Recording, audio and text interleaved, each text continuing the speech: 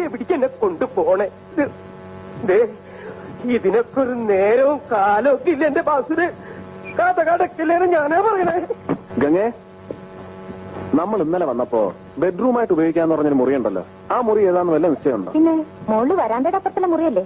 ആ, ഞാൻ കാണിച്ചു തരാം.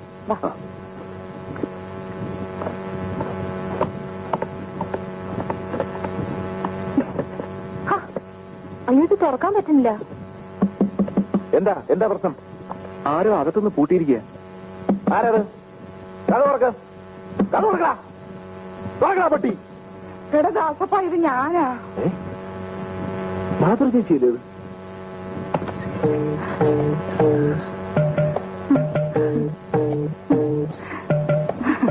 എന്താ ചേച്ചി? ഞാൻ ഒന്ന് നോക്കട്ടെ. എന്തുവാ നോക്കട്ടെ ചേച്ചി? മാറ.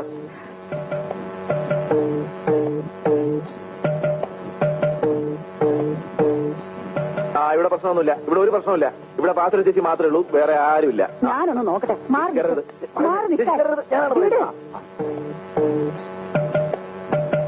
ഇനി ആരും അകത്തോട്ട് കയറരുത്. പെൺകുട്ടികൾ അങ്ങോട്ട് പോയിക്കേ. ഇപ്പൊ സമാധാനമായല്ലോ. ഞാൻ അപ്പോഴേ പറഞ്ഞില്ലേ കയറണ്ടെന്ന്. പെൺകുട്ടികളൊക്കെ പോകാൻ പറഞ്ഞ കേട്ടില്ലേ? പെൺകുട്ടികളൊക്കെ പോവാൻ.